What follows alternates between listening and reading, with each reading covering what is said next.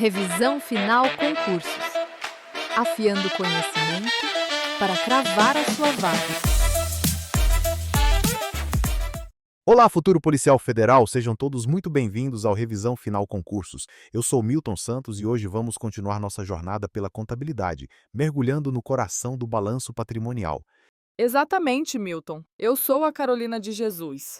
E no nosso último encontro de contabilidade, falamos dos conceitos iniciais. Hoje, vamos dissecar os elementos que compõem a posição patrimonial e financeira de uma empresa: o ativo, o passivo e o patrimônio líquido. Entender esses três pilares é a chave para resolver grande parte das questões da sua prova. E o balanço patrimonial, que é onde esses elementos são apresentados, é como uma fotografia do patrimônio. É uma demonstração estática que mostra a situação da empresa em um dado momento. De um lado, o ativo, do outro, o passivo e o patrimônio líquido. Vamos detalhar cada um deles. E para garantir que a qualidade e a clareza da informação cheguem até você de forma impecável, sempre no mesmo padrão, nós utilizamos as mais modernas ferramentas de inteligência artificial para dar vida às nossas vozes. O nosso compromisso é com a excelência do conteúdo que vai te levar à aprovação. Bloco 1. Características e critérios de reconhecimento. Antes de definir cada elemento, precisamos entender uma distinção que a Sebrasp adora: a diferença entre característica e critério de reconhecimento. As características são o que um item precisa ser para se qualificar como ativo ou passivo. Já os critérios de reconhecimento são as condições para que esse item seja efetivamente registrado no balanço patrimonial.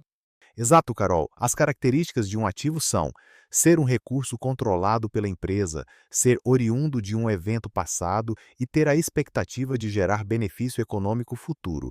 Já as características de um passivo são ser uma obrigação presente, ser oriunda de um fato passado e esperar-se que sua liquidação consuma recursos da empresa.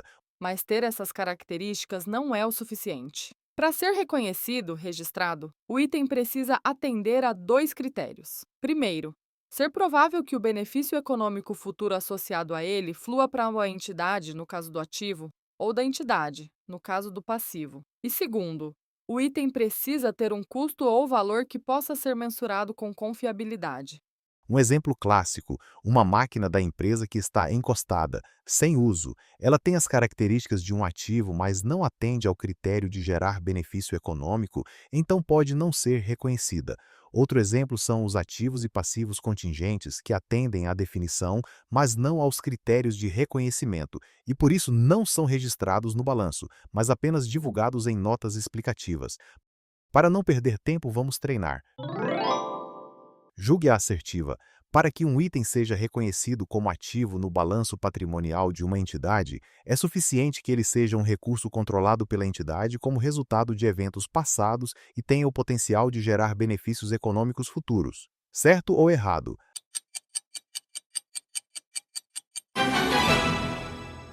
A assertiva descreve apenas as características de um ativo. Para o reconhecimento, é necessário que atenda também aos critérios: ser provável a geração de benefício e poder ser mensurado com confiabilidade. Mais uma: um passivo contingente, classificado como de ocorrência possível, deve ser reconhecido no passivo da entidade, pois representa uma obrigação presente que pode exigir uma futura saída de recursos. Certo ou errado?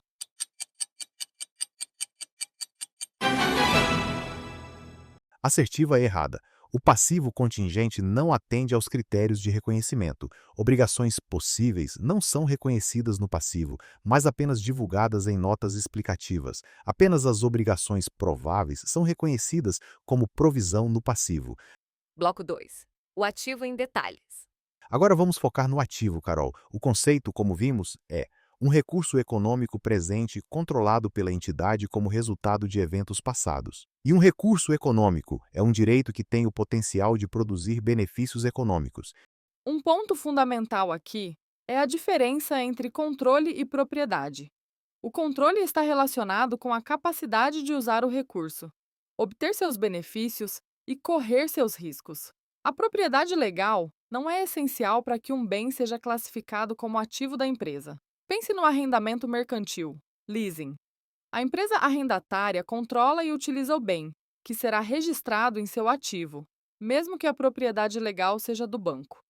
E o que é o benefício econômico futuro de um ativo? É o seu potencial de contribuir direta ou indiretamente para o fluxo de caixa da empresa. Isso pode acontecer de várias formas: usando o ativo para produzir bens e serviços, trocando-o por outro ativo, usando-o para pagar uma dívida ou vendendo-o para gerar dinheiro. Exato! Essa capacidade de se transformar em dinheiro é chamada de liquidez, Milton. E é por isso que no balanço patrimonial, o ativo é apresentado em ordem decrescente de liquidez. Ele é dividido em dois grandes grupos: ativo circulante, com os itens de maior liquidez, que se espera realizar em até um ano, e ativo não circulante. Hora do treino. Julgue o item. A propriedade legal de um bem é uma característica essencial para sua classificação como ativo no balanço patrimonial de uma entidade. Certo ou errado?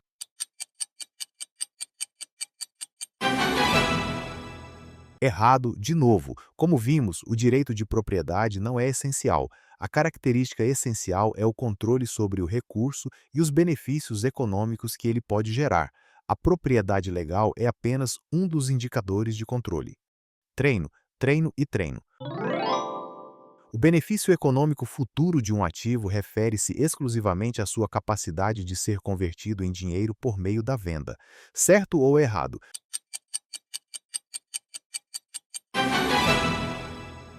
A venda é apenas uma das formas, Milton. O benefício econômico também pode fluir pelo uso do ativo na produção, pela troca por outros ativos ou pela sua utilização para liquidar um passivo. Com isso, a assertiva está errada. Bloco 3. O passivo e suas nuances. Agora vamos para o outro lado do balanço, o passivo. Conceitualmente, é uma obrigação presente da entidade de transferir um recurso econômico como resultado de eventos passados. Em termos mais simples, são as dívidas e obrigações da empresa com terceiros. Para ser um passivo, três critérios precisam ser satisfeitos, Carol. A entidade tem uma obrigação. Essa obrigação é de transferir um recurso econômico e é uma obrigação presente, resultado de um evento passado. Essa obrigação pode ser legal, derivada de contrato ou lei, ou não formalizada, que surge de uma prática ou declaração pública da empresa que cria uma expectativa válida em terceiros. Um exemplo de obrigação não formalizada é quando uma empresa, por política de imagem, se compromete publicamente a recuperar uma área ambiental degradada por suas atividades. Mesmo sem uma lei obrigando, ela criou uma obrigação que não tem como evitar realisticamente, e isso deve ser registrado como um passivo. E dentro do passivo temos as provisões. Uma provisão é um passivo de prazo ou valor incertos. Ela é reconhecida quando existe uma obrigação presente, é provável que uma saída de recursos seja necessária para liquidá-la, e o valor pode ser estimado com confiabilidade. Exemplos clássicos são provisões para garantias de produtos ou para processos judiciais. E aqui, novamente, Milton, temos a diferença para o passivo contingente. O passivo contingente é uma obrigação possível e não provável, ou uma obrigação presente que não atende aos critérios de reconhecimento. Por isso, ele não é registrado no balanço, apenas divulgado em notas explicativas. Vamos à questão. A decisão de uma empresa de adquirir um grande maquinário no próximo ano, embora represente um compromisso futuro, já dá origem a uma obrigação presente que deve ser registrada no passivo. Certo ou errado?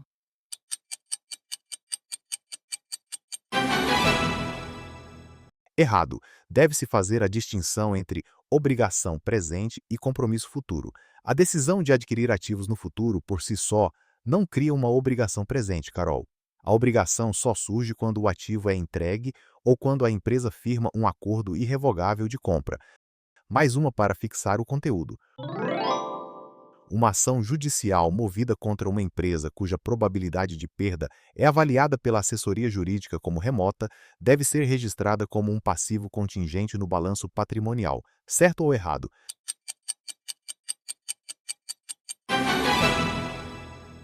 Uma contingência classificada como remota Não é reconhecida no passivo e nem mesmo precisa ser divulgada em notas explicativas. Por isso, a assertiva está errada. Apenas as contingências possíveis são divulgadas e as prováveis são provisionadas. Bloco 4. Patrimônio líquido e a equação fundamental. Finalmente, chegamos ao patrimônio líquido, ou PL. Conceitualmente, ele é a participação residual nos ativos da entidade após a dedução de todos os seus passivos. É a sobra patrimonial, a riqueza que pertence aos sócios. A lei das SAs classifica o PL como parte do passivo, mas como uma obrigação não exigível da empresa para com os sócios. Já as normas contábeis, pela teoria da propriedade, o veem como um resíduo patrimonial. Para a prova, é importante saber que o valor do PL no balanço é o valor patrimonial, Milton, que geralmente é diferente do valor de mercado da empresa. E a estrutura do PL é composta por várias contas, como capital social, reservas de capital, reservas de lucros, ajustes de avaliação patrimonial e, como contas redutoras, as ações em tesouraria e os prejuízos acumulados. Tudo isso nos leva à equação fundamental do patrimônio. Ativo é igual a passivo mais patrimônio líquido. Essa equação mostra que todos os recursos da empresa, ativo, são financiados por capitais de terceiros, passivo, ou por capital próprio, passa patrimônio líquido. A partir dessa equação, analisamos a situação líquida patrimonial. Se o ativo é maior que o passivo, a situação líquida é positiva ou superavitária. Se o ativo é igual ao passivo, a situação é nula ou compensada. E se o ativo é menor que o passivo, a situação é negativa, uma condição chamada de passivo a descoberto. Última questão de hoje. A situação patrimonial líquida de uma empresa é considerada negativa ou passivo a descoberto quando o valor total de seus ativos é insuficiente para cobrir o valor de suas obrigações com terceiros, resultando em um patrimônio líquido com saldo devedor. Certo ou errado?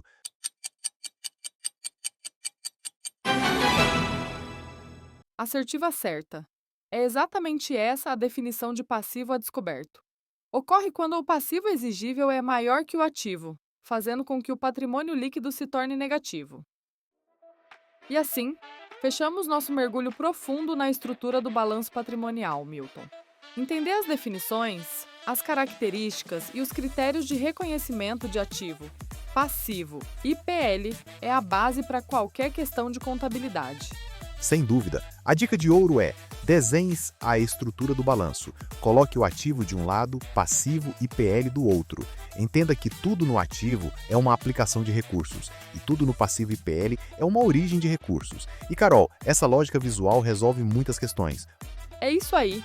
Esperamos que esta revisão tenha solidificado o seu conhecimento. Siga nosso podcast, compartilhe com os amigos e nos vemos no próximo episódio. Foco total na reta final e um grande abraço. Revisão final concursos. O ponto final na sua preparação.